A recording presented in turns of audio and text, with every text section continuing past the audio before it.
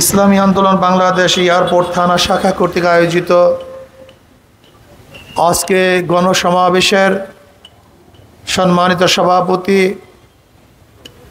শ্রদ্ধাভাজন ওলামায়ে কেরাম, সর্বস্তরের ইসলাম প্রিয় দেশপ্রেমিক ভাইয়েরা আমার, বর্তমান বাংলাদেশের প্রেক্ষাপট সম্পর্কে আমরা সবাই মোটামুটি জানি, ওয়াকিফাল। এই দেশের ভূখণ্ড অবস্থা, এই দেশের মানবতার অবস্থা, এদেশের মানুষের চিন্তা ভাবনা কি, এ সম্পর্কে আমরা যারা আছি সবাই কম বেশি জানি। মানুষের মৌলিক কিছু অধিকার আছে যেগুলো মানুষ চায়, মুসলমান, হিন্দু, খ্রিস্টান, বৌদ্ধ যে হোক না কেন, খাদ্য, বস্ত্র, অন্ন, চিকিৎসা, বাসস্থান, এগুলি সবারই প্রয়োজন। রাস্তা মুসলমানদের প্রয়োজন, হিন্দু, খ্রিস্টান, বৌদ্ধদের প্রয়োজন। চিকিৎসা মানুষের প্রয়োজন, মুসলমানের প্রয়োজন, হিন্দু, খ্রিস্টান, বৌদ্ধ সবারই প্রয়োজন। এই যে মৌলিক অধিকারগুলি, এইগুলি সমস্ত মানুষ চায় আমি ক্ষুধার্ত না থাকি, আমি বস্ত্রহীন না থাকি, আমি ন্যায় বিচার পাই, আমার উপর জুলুম না করা হোক। একজন মা কি চায়? তার মেয়েটা ধর্ষিতা না হোক। একজন বাবা কি চায়? তার সন্তানরা গুম খুন না হোক। একজন বাবা চায় তার সন্তানরা শিক্ষিত হোক। আমি কি চাই? নিরাপত্তা চাই, রাস্তায় যেন নিরাপদে হাঁটতে পারি, চলতে পারি। আমার ব্যবসায়ীরা কি চায়? তারা যেন সুন্দর মতো উত্তমভাবে ব্যবসা বাণিজ্য করতে পারে, চাঁদা মুক্ত ব্যবসা বাণিজ্য করতে পারে, ডাকাতি না হয়, চুরি না হয়, খুন না হয়, লুটপাট না হয়, জোরপূর্বক কেউ মালকে ছিনতাই না করে। এগুলো একজন ব্যবসায়ী চায়। একজন রিক্সাওয়ালা কি চায়? তার উপর অত্যাচার অবিচার না হোক, যেই ভাড়া ন্যায্য সেই ভাড়াটা যেন সে পায়, এ রিক্সাওয়ালা চায়। একজন কৃষক কি চায়? এত কষ্ট করে যে ফসল ফলিয়েছে তার ন্যায্য মূল্য যেন সে বাজারে পায়, ঠিক না? খরচ হয়েছে এত টাকা, বিক্রি করছে আরো কম টাকায়, এটা একজন কৃষক চায় না। একজন চাকরিজীবী চায় শ্রম অনুযায়ী বেতন, যেন আমি যেই পরিমাণে শ্রম দেই সেই পরিমাণে বেতন পাই, যেন আমি আমার সংসারে সবাইকে নিয়ে দুমুঠা ভাত খেতে পারি, চলতে পারি, ফিরতে পারি। এটা সবাই চায়। একজন রোগী চায় যেন তার চিকিৎসা সুন্দর হয়, অত্যাচার না হয়, জুলুম না হয়, যেন সরকার এই ব্যবস্থাগুলি করে। এর জন্যই কিন্তু আমরা সরকার নিয়োগ করি। কথাটা বোঝাতে পারিনি? সরকারের কাজটা কি? আমরা কেন সরকার নিয়োগ করি? প্রতি বছর আমরা ভোট দিয়ে আমরা সরকার নির্বাচন করার কারণটা কি? সরকার আঙ্গুর ফুলে কলা গাছ হবে এর জন্য কিন্তু আমরা ভোট দেই না। সরকার দামি গাড়িতে চলাফেরা করবে এর জন্য ভোট দেই না। আমরা এর জন্য ভোট দেই না এই দল হাজার হাজার কোটি টাকা পাচার করবে, এর জন্য আপনারা ভোট দিচ্ছেন কিনা আমি চাই না। সমস্ত মানুষ ভোট প্রদান করে যেন শান্তিতে বসবাস করতে পারে, এই কারণে। কিন্তু আমার প্রশ্ন হলে, আজকে 71 থেকে 2024 পর্যন্ত যারা বিভিন্ন সময় ভোট প্রদান করেছি এবং যাদেরকে নির্বাচিত করেছি, তারা কি আমাদের আশা এবং আকাঙ্ক্ষার প্রতিফলন ঘটাতে পারছে? কেন পারে নাই? এর কারণটা কোথায়? এর কারণ আসলে আমরা নির্বাচন করতে ভুল করেছি। যাকে আমরা নির্বাচিত করেছি সেই নির্বাচন করতে আমরা ভুল করেছি, ভালো ব্যক্তিকে নির্বাচন করতে পারি নাই। দেখেন আমার যুবক বন্ধুরা, আমাদের দেশ সিঙ্গাপুর, মালয়েশিয়া সহ বিভিন্ন দেশগুলি একই সাথে স্বাধীন হয়েছে। স্বাধীনতার বয়স প্রায় সমান। লেকিন কোথায় সিঙ্গাপুর আর কোথায় বাংলাদেশ, কোথায় মালয়েশিয়া, আর কোথায় বাংলাদেশ? আপনি চিন্তা করতে পারছেন যে বাংলাদেশের অবস্থাটা কোথায়? যারা বিদেশে গেছেন তারা তুলনা করতে পারবেন যে বাংলাদেশ আর বিদেশের অবস্থাটা কোথায়। আমি একটু উদাহরণ দেই। আজকে আমাদেরও পুলিশ প্রশাসন আছে, বিদেশেরও পুলিশ প্রশাসন আছে, পার্থক্যটা কি? আমি একবার ওমানে গেলাম, তা রাত্র অনেক 2-3টা বাজবে, হঠাৎ করে আমি পথ চিনতে পারছি না। আমাদের ড্রাইভার পাহাড়ি পথ নির্বাচন করতে পারছিল না। হঠাৎ একটা গাড়ি থামছে, থামার পরে সে প্রশ্ন করছে, ভাই কি থামছেন কেন? আমরা তাকে ইশারা দিচ্ছি, ভাই আমরা পথ চিনি না। ওই ব্যক্তি আরব লোক, সে আমাদের ড্রাইভারকে এইভাবে ডিরেকশন দিয়েছে, ওদিকে যাবেন, এইদিকে যাবেন, এইদিকে যাবেন, তারপরে এই মোড়, তারপরে এইটা দেখবেন, তারপরে এরকম যাবেন, তারপরে আপনার গন্তব্যস্থায় পৌঁছবেন। এরকম কয়েকবার রিপিট করার পরে ওই ব্যক্তি চিন্তা করতেছে, না মনে হয় সে বুঝবে না। এবার সেই ব্যক্তি বলতেছে, না ঠিক আছে আসেন, আমি আপনাদেরকে সামনাসামনি নিয়ে যাই, আমি সামনে চলবো, আপনারা আমার অনুকরণ করবেন। ওই ব্যক্তি 30 কিলোমিটার পথ আমাদেরকে পথ দেখিয়ে তারপর ব্যাক করছে। এগুলো মানুষের চরিত্র। আর আমরা তো সারাদিন রাস্তায় থাকি, যদি কোনো ব্যক্তির কাছে প্রশ্ন করি, ভাই কোন দিকে যাবো, যান ওদিকে যান হুজুর। এই হলো জনগণের চরিত্র। এবার প্রশাসনের চরিত্র অবস্থা শুনেন।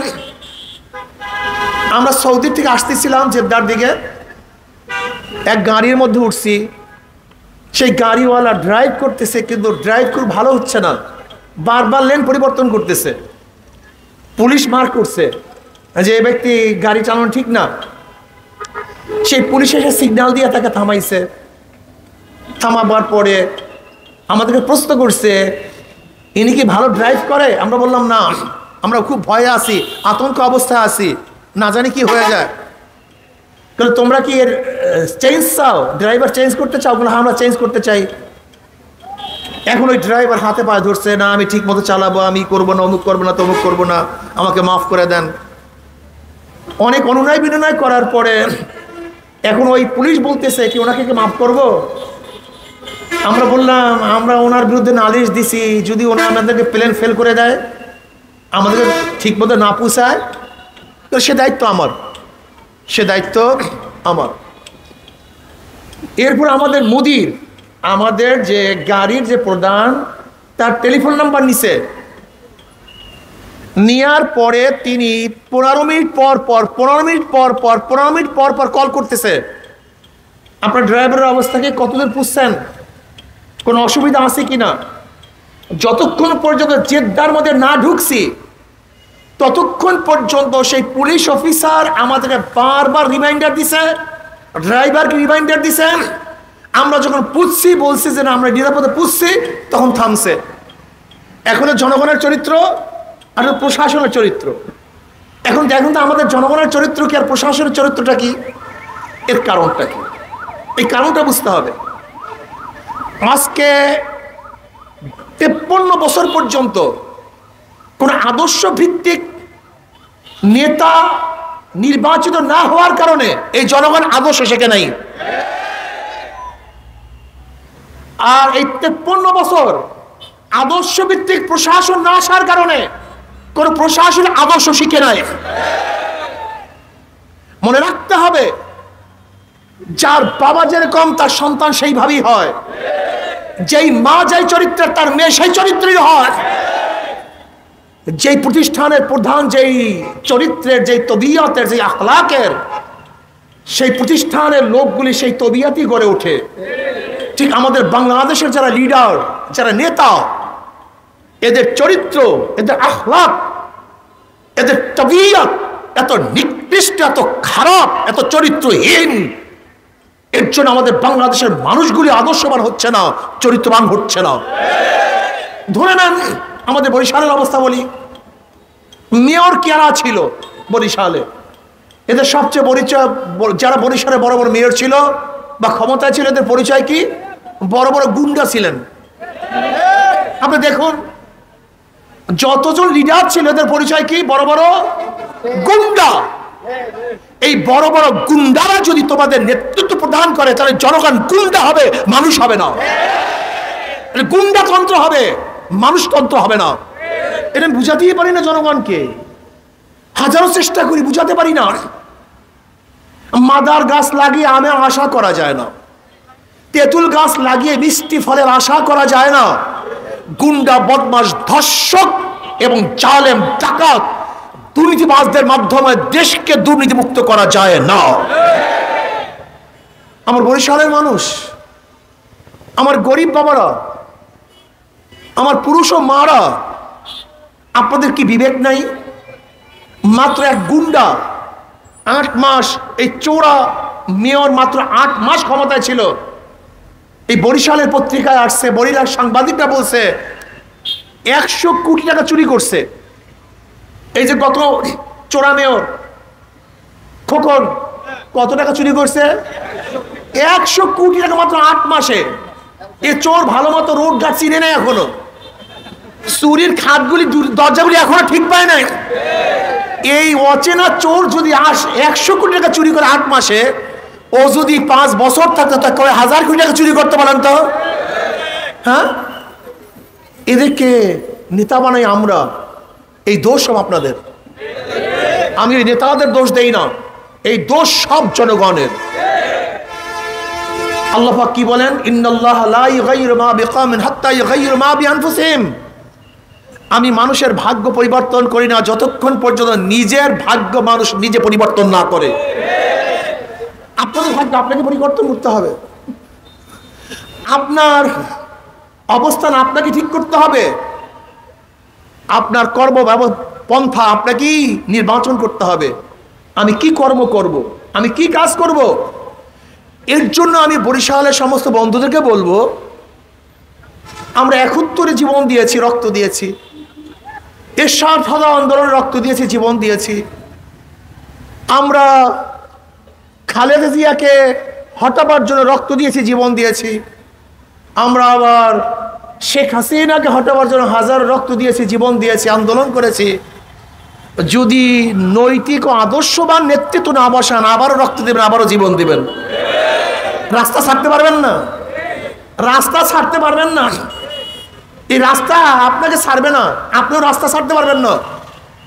এর জন্য আমি বরিশালের বন্ধুদেরকে বলবো, আসুন আজকে বাংলাদেশের সংবিধানে যে 4 মূলনীতি, সমাজতন্ত্রবাদ, গণতন্ত্রবাদ, জাতীয়তাবাদ, ধর্ম নিরপেক্ষবাদ, এই 4 মূলনীতি অবস্থায় বাংলাদেশ 53 বছর চলছে, কিন্তু মানুষের শান্তি আসে নাই, মুক্তি মিলে নাই।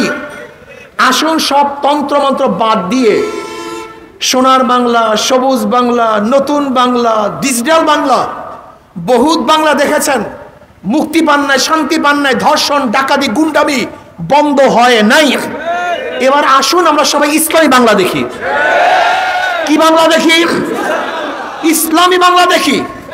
গণতন্ত্র বাংলায় শান্তি দেয় নাই, জাতীয়তাবাদী বাংলায় মুক্তি দেয় নাই, সমাজতন্ত্র বাংলায় মুক্তি আসতে পারে না, ধর্মনিরপেক্ষ বাংলায় ধর্মের মধ্যে দাঙ্গা সৃষ্টি করতে পারছে, বন্ধ করতে পারে নাই। আসুন এবার ইসলামী বাংলা দেখি, যে ইসলামী বাংলার মধ্যে গরিবদার অধিকার পাবে, ঋষি অধিকার পাবে, চামার অধিকার পাবে, কামার অধিকার পাবে, জেল অধিকার পাবে, শ্রমিকের অধিকার পাবে, চাকরিজীবীর অধিকার পাবে, পুরুষ অধিকার পাবে, মহিলার অধিকার পাবে, প্রত্যেকটা পেশার মানুষ অধিকার পাবে ইনশাআল্লাহ। প্রত্যেকটা পেশার মানুষ শান্তি পাবে, প্রত্যেকটা মানুষ মুক্তি পাবে। পাবে সেখানে আমাদের মা বোনদের অধিকার, আমাদের মা বোনরা ইজ্জত নিয়ে চলাফেরা করতে পারবে। তারা অনেক শ্রেষ্ঠ সন্তান হিসাবে বাংলাদেশে কাজকর্ম করবে। আমার মা বোনেরা বড় বড় শিক্ষিত হবে, আমার মা বোনেরা বড় বড় ব্যবসায়ী হবে, আমার মা বোনদের ন্যায্য অধিকার প্রতিষ্ঠিত হবে। শুধু মা বোনদের নয়, প্রত্যেকটা বাংলাদেশের নাগরিকের ন্যায্য অধিকার প্রতিষ্ঠিত করা হবে ইনশাআল্লাহ। বাংলাদেশের নাগরিক বলেছি, শুধু মুসলমান না, শুধু হিন্দু না, শুধু খ্রিস্টান না, বাংলাদেশের যত নাগরিক, প্রত্যেক নাগরিকের অধিকার বাস্তবায়ন হবে, প্রতিষ্ঠিত হবে এবং সাম্যতা কায়েম হবে, ন্যায্য বিচার প্রতিষ্ঠিত হবে। সামাজিক ন্যায় বিচার প্রতিষ্ঠা হবে, এবং যেখানে থাকবে মানুষের অধিকার, যেখানে গরিবরা ধনী হয়ে যাবে। গরিবরা কি হয়ে যাবে? এই যত গরিব আছে না, সমস্ত গরিবগুলি দরিদ্র সীমার উপরে চলে যাবে। বিশ্বাস হয় না, আমি বারবার উদাহরণ দেই, আপনারা কেন বুঝতে পারেন না? পুঁজিবাদী অর্থনীতি সব ধনীদের জন্য, গরিবদের জন্য না। বলেন তো, পুঁজিবাদী অর্থনীতি কাদের জন্য? সব ধনীদের জন্য। গরিবদের, এই যে অগ্রহণী ব্যাংক, আপনি ওখানে যাবেন, গিয়ে বলবেন ভাই আমাকে 5 লক্ষ টাকা ঋণ দেন। ব্যাংক কি বলবে? মর্গেজ দেন, মর্গেজ দেন। আপনি বলবেন ভাই মর্গেজ পাবো কোথায়, আমি তো গরিব। আপনার জন্য টাকা না, টাকা ধনীদের জন্য। টাকা কাদের জন্য? ধনীদের জন্য, আপনার জন্য টাকা না। তাই ব্যাংক কাকে দিবে? আগের থেকে যার টাকা আছে, 5 লক্ষ টাকা যার আগের থেকে আছে, ব্যাংক থেকে 5 লক্ষ টাকা দিবে। তাহলে আগের থেকে 5 লক্ষ, ব্যাংক দিছে 5 লক্ষ। কত? তার মাপ 5 লক্ষ, আবার ইন্টারেস্টও মাপ 2 লক্ষ। কয়বার ধনী হইল? ধনী 4 বার। আগে 5 লক্ষ টাকার মালিক, ব্যাংক থেকে 5 লক্ষ টাকা দিছে, যাকে দিছে তারই লোন মাফ হয়েছে এবং তার ইন্টারেস্ট মাফ হয়েছে, কিন্তু যাকে দেয় নাই 1 লাখ, আগের থেকে নাই 2 লাখ, তার ইন্টারেস্ট মাফ হয় নাই 3 লাখ, তার লোন মাফ হয় নাই 4 লাখ। যেই বড় লোকের টাকা মাফ করা হয়েছে, এই টাকাগুলি যদি বাংলাদেশ ব্যাংকে থাকতো, আমি বাংলাদেশের নাগরিক হিসেবে তার অংশীদারি ছিলাম কি ছিলাম না? ওই বড় লোককে মাফ করার কারণে গরিবের পেটের মধ্যে, কথা বলেন না কেন? তাই গরিব কয়বার লাথি আর ধনী কয়বার ধনী? তাই বর্তমান পুঁজিবাদী অর্থনীতি ধনীকে ধনী করে, গরিবকে গরিব করে। আর ইসলামী অর্থনীতি সবই গরিবদের জন্য। জাকাত কাদের জন্য? আসতে বলেন কেন, ভুল আছে নাকি? ফিতরা কাদের জন্য? ওসর কাদের জন্য? দান কাদের জন্য? মানত কাদের জন্য? সবই তো গরিবদের জন্য। কপাল পরা গরিবের গোষ্ঠী, ওরে কপাল পরা গরিব। ইসলামের সব অর্থনীতি গরিবদের জন্য। গরিবদের জন্য ইসলামী অর্থনীতি গরিবকে ধনী বানায় আর ধনীদেরকে কন্ট্রোল করে। কন্ট্রোল করে বুঝেন, আজকে গোটা বাংলাদেশের অর্থনীতি মাত্র 20-25 পরিবারের কাছে। এই গোটা বাংলাদেশের যত টাকা জনগণের কাছে, এই সম পরিমাণের টাকা আছে মাত্র 20-25 পরিবারের কাছে। বুঝাতে পারিনি? এক একজন হাজার হাজার হাজার হাজার হাজার হাজার কোটি কোটি টাকার মালিক, আর তুমি হাজার হাজার হাজার হাজার লক্ষ লক্ষ টাকা ঋণী। তুমি হলো হাজার হাজার লক্ষ টাকা ঋণী, আর ওরা হলো হাজার হাজার লক্ষ কোটি টাকার মালিক। শুধু কি তাই, এখানে যারা আছেন, যতগুলি মানুষ আছেন, এবং বাংলাদেশের প্রত্যেক নাগরিকের মাথার উপরে 1.5 লক্ষ টাকা ঋণ। 18 লক্ষ কোটি টাকা বাংলাদেশের ঋণ। বর্তমানে 14 লক্ষ কোটি টাকা পাচার হয়ে গেছে। 14 লক্ষ কোটি টাকা বিদেশে পাচার হয়ে গেছে। 98,000 কোটি টাকা ব্যাংক থেকে লুটপাট করা হয়েছে। বর্তমান বাংলাদেশের গভর্নর বলছেন, গোটা দুনিয়ার মধ্যে ব্যাংকের এই লুটপাট আর গোটা দুনিয়ায় কেউ দেখে নাই। এত লুটপাট করছে ব্যাংক। সব চুরি, ডাকাতি, বদমাশি, গুন্ডামি, দখলদারি, চাঁদাবাজি আমরা বাংলাদেশে দেখতে চাই না। বরিশালে চাঁদাবাজি দেখতে চান? গুন্ডামি দেখতে চান? সন্ত্রাস দেখতে চান? অস্ত্রবাজি দেখতে চান? চুরি দেখতে চান? ধর্ষণ দেখতে চান? দুর্নীতি দেখতে চান? ঘুষ দেখতে চান? না, আমরা এটা দেখতে চাই না। এটা বন্ধ করবেন কিভাবে? এ আপনারা পারবেন, অন্য কেউ পারবে না। যদি জনগণ ঐক্য হন, চোর, ডাকাত, বদমাশ, গুন্ডা যেই দলের মধ্যে আছে, ওদের কপালে থুক, ওদেরকে প্রত্যাখ্যান করলাম, ওদের দল করবো না, ওদেরকে ভোট দেবো না। আজকে তো ঐক্য হয়ে যান, সবাই ভোটার ঐক্য হয়ে যান, জনগণ ঐক্য হয়ে যান। আজকে জনগণ ঐক্য হয়ে যান। এই কাশীপুর এয়ারপোর্ট থানার মধ্যে যেখানে চাঁদা নেওয়ার জন্য আসবে, ছাত্র জনতা ঐক্য হয়ে যেরকম ফ্যাসিস্টের বিরুদ্ধে আন্দোলন করে ওকে হটিয়ে দিয়েছে, আজকেও ছাত্র জনতা ঐক্য হয়ে যত চাঁদাবাজ গুন্ডা আছে ওদের বিরুদ্ধে লড়াই করব। আজকে ঐক্য হয়ে যান।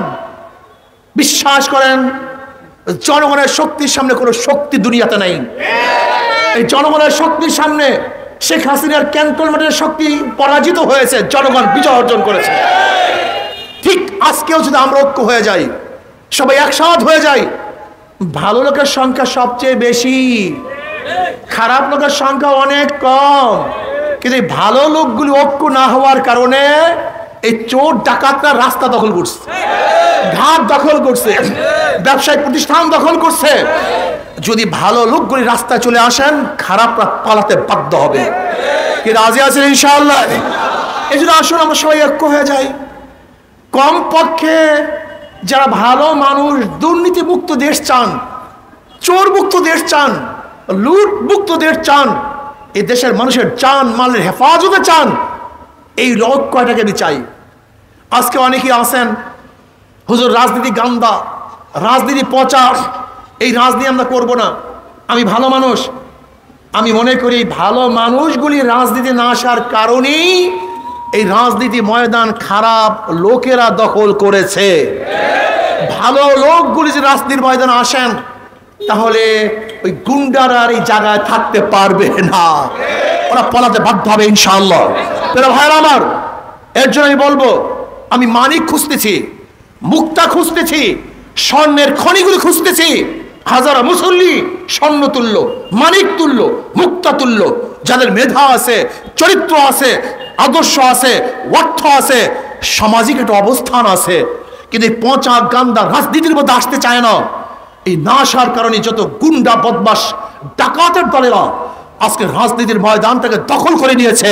আমি বিশ্বাস করি যদি আমাদের ভালো লোকগুলি এই রাজনীতি ময়দানে চলে আসেন, তাহলে ইনশাআল্লাহ এই দেশটা হবে একটা জান্নাতি পরিবেশ। এই দেশটা হবে মানুষের একটা দেশ, যেখানে সবাই সাম্য, মানবিক মর্যাদা, সামাজিক ন্যায় বিচার প্রতিষ্ঠিত হবে, যেখানে প্রত্যেকটা মানুষের মৌলিক অধিকার প্রতিষ্ঠিত হবে। অন্ন, বস্ত্র, বাসস্থান, শিক্ষা, চিকিৎসার গ্যারান্টি যেই নীতি আদর্শ দিবে, সেই নীতি আদর্শ হলো ইসলাম। ইসলামী নীতি আদর্শ অনুযায়ী যদি দেশ পরিচালনা করতে পারি, তাহলে মানুষ শান্তি পাবে, মুক্তি পাবে। আসুন আজকের থেকে দাওয়াতি কাজ শুরু করি। আমি শ্রমিক বাবাদেরকে বলবো, আমি শ্রমিক বাবাদেরকে হাত জোর করে বলবো, আমার গরিব বাবাদেরকে বলবো, দেখো ইসলাম আসছে তোমাদের জন্য। ইসলাম শ্রমিকদের অধিকারকে বাস্তবায়ন করেছে। ইসলাম আজকে মজদুরদেরকে সম্মানিত করেছে। ইসলাম প্রত্যেকটা মানুষের ঘাম ঝরার আগে তার উপযুক্ত প্রাপ্তি দেওয়ার জন্য আদেশ করেছে। তাই ইসলাম অনুযায়ী যদি দেশ পরিচালনা করি, তাহলে প্রত্যেকটা মানুষ সুখে শান্তিতে বসবাস করতে পারবে। কাজে আসুন না আজকের থেকে ইসলামী আন্দোলন বাংলাদেশ, আল্লাহ পাকের শুকর, তারা যেই কাজ করতেছে 5ই আগস্টের বিপ্লবের জন্য ইসলামী আন্দোলন বাংলাদেশ এই ভূমিকা পালন করছে। বাংলাদেশের কোনো রাজনৈতিক দল এই ভূমিকা পালন করতে পারে নাই। আমরা দেখাতে পারবেন না অমুক দলের এই লিডার তারা মাঠে ময়দানে ছিল, অমুক দল ঘোষণা দিয়ে রাস্তায় নেমেছে, এরকম কেউ বলতে পারবে না। কিন্তু একমাত্র ইসলামী আন্দোলন বাংলাদেশ, তারা বুক ফুলিয়ে রাস্তায় ছিল।